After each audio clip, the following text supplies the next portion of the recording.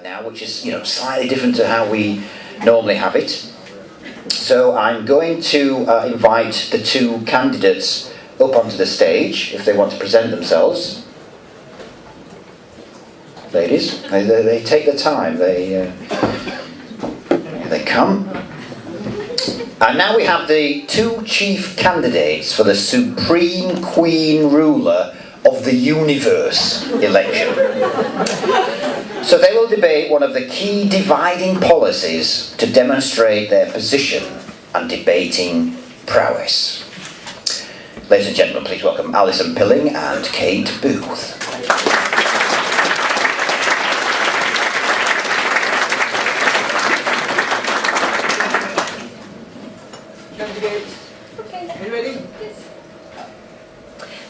I said I was called Ali, but I prefer my adopted name of Rainbow.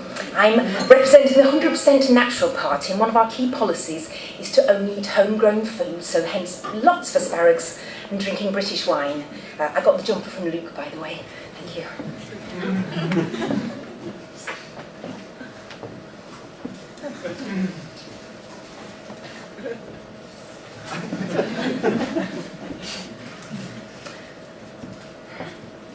Anyway, today we're going to talk about one of the big questions of the day, which the church has really struggled with, about gay marriage.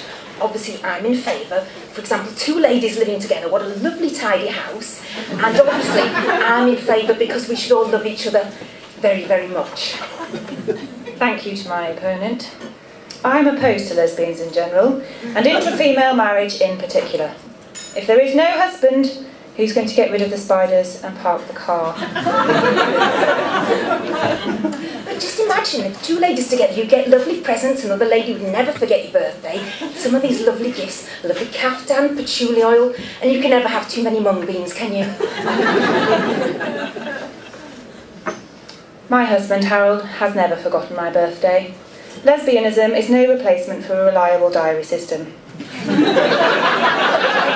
Opponent, the danger of bad gifting, M&S underpants, caftans and ginseng. Oh, but women would be so supportive, wouldn't they? Just imagine all the lovely compliments. My opponent must not have watched America's Next Top Model. Think competitive weight loss and boob size comparisons. Oh, I don't know. I think my friend here really needs just a yoga session, a little bit of green tea maybe. Because gay weddings would be so lovely, wouldn't they? The lovely dresses, lovely rings, the lovely cake, and obviously the lovely family of cats to go back to. Yoga. My flexible friend must not be up to date with her urban vernacular. Allow me to hallucinate. 2 brides means 2 bridezillas. That's double the tantrums and 1 blown budget. But on the wedding night, you wouldn't need a sat-nav to find what you were looking for. Another lady would know, wouldn't she? I think my friend just needs to get in touch with her inner self. My opponent is determined to lower the tone of this debate to smut. I will not stoop to her level. All I will say is my husband Harold has a sat-nav, and he knows where to park the car. Well, we're talking about babies there, aren't we? And I do think it's really important that we talk about children being such a blessing in a marriage. And if you imagine 2 ladies together sharing the breastfeeding, those lovely nutrients, how good that would be for the children. And that would be fine. If you wanted 1 fat baby who will never learn how to build Meccano, play football or grout a bathroom. That does not align with my vision for our great universe. Well, in my marriage, my husband's useless at DIY, actually. We don't worry about such things as gender roles. So it's always me, for example, that changes the fuses, puts together the flat-pack furniture, mends the leaking sink. Your husband, eh? Don't you mean your ex-husband? That's right. That's right, ladies and gentlemen.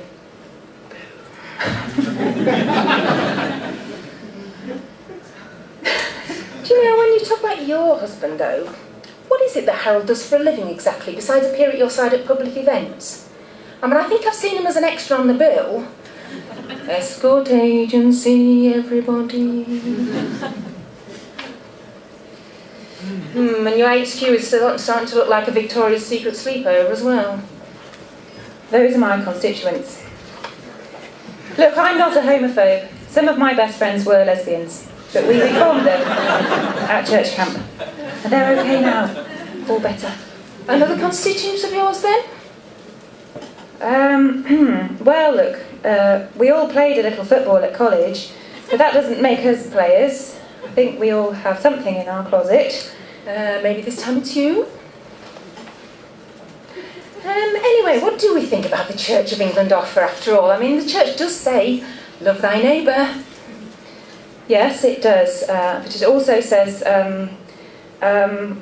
do not covet their ass. Oh look, half the clergy are wearing dresses anyway, and I've always preferred Karl Lagerfeld. That is very nice. So what are you doing after the debate then? What are you doing now?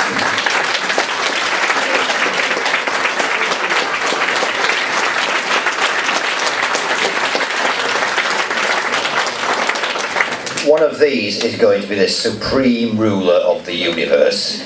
Only you decide which one it will be. Thank you, Alison Pilling and Kate Booth. Brilliant. Because we always